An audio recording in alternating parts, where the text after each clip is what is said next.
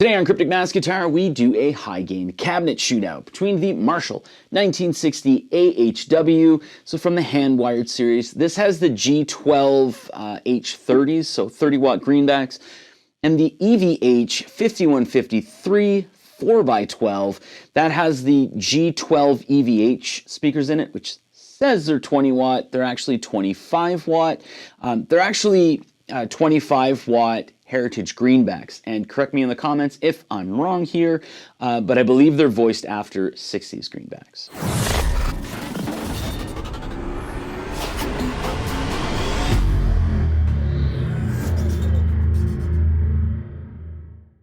A few things very quickly. Number one, this is geared towards, like most of my stuff that I do, like a home studio or, like a recording environment. So basically you're gonna hear double tracked and you're going to hear like a drum track. I don't like to add bass into it because it can kind of misrepresent both of the cabinets here. If you're worried over hearing it double tracked and with drums, this might not be the video for you, but you're definitely going to be able to hear the differences between both of these cabinets here. Next up, slant cabinet, straight cabinet. This is going to have a little more resonance. This is going to have a little more presence. Also, when I say this is from the hand-wired series, I don't mean this is hand-wired and this is not hand-wired. This is the direct companion to the 1959 HW, which is a 100-watt tube head, which is hand-wired. That's why there's actually the 100 logo here, even though this has 120-watt power handling. But I do have 3 sound samples for you today. The first 2 are just A bead, so riff, riff, riff, riff, riff, riff, lead, lead. After that, we're going to actually blend both of these. So this hard pan left, this hard pan right, and then a lead for each.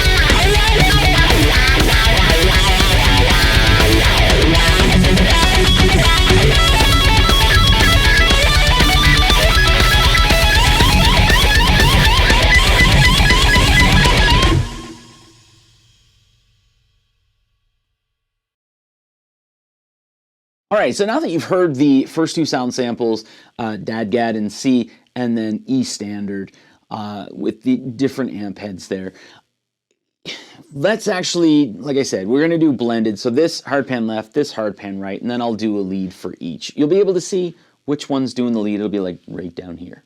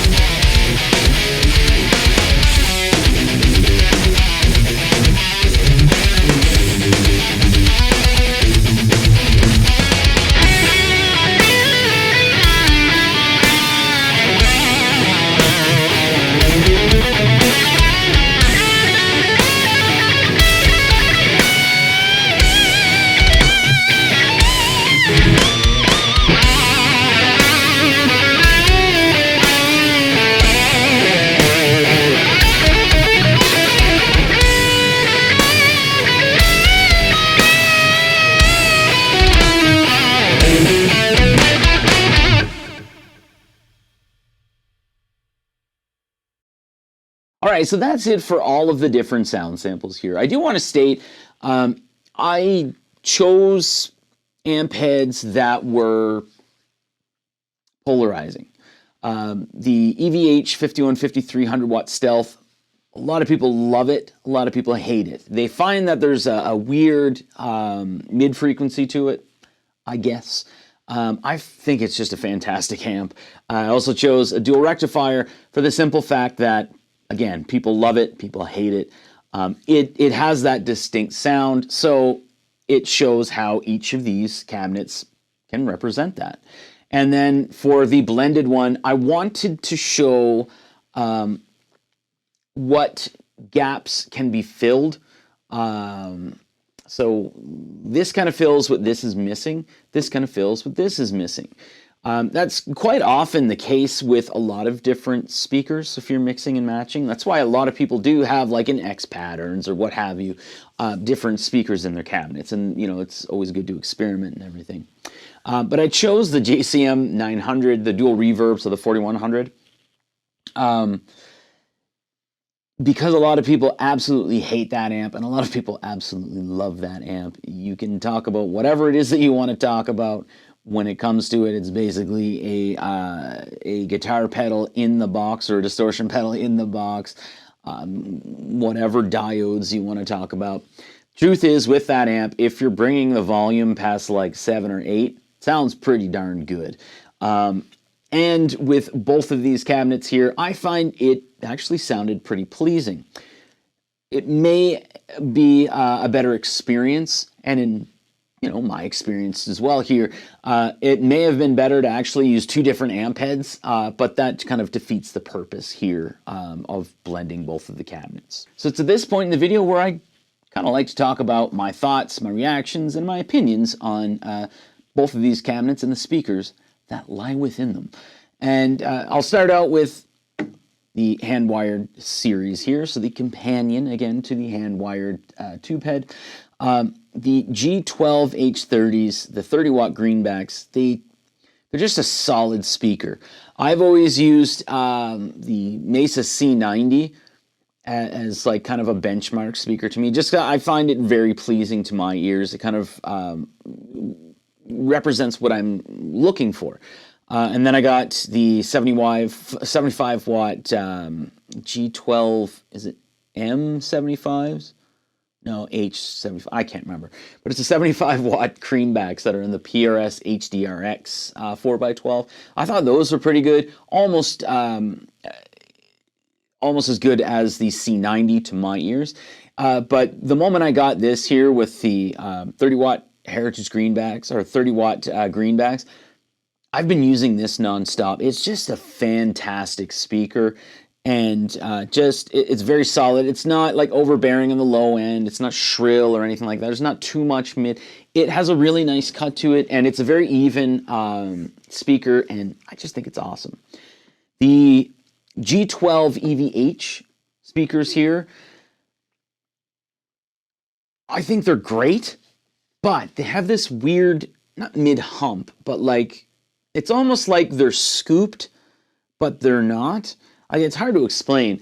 But what I hear in like the different mixes and stuff like that, like a very solid sound, and then something where it's like, I wish I could adjust certain frequencies to get exactly what I'm looking for. That doesn't mean you can't adjust your microphone to kind of make up for that in a recording scenario, and they sound awesome without, you know, miking things up. So like in the room, both of these sound amazing. But you can definitely get fantastic tones out of both of them. I just find that it seems there's a little more tweaking with this to my ears than there is with this. That doesn't mean like if you prefer these to this that you're wrong. You're definitely right, because it's all down to personal preference, right?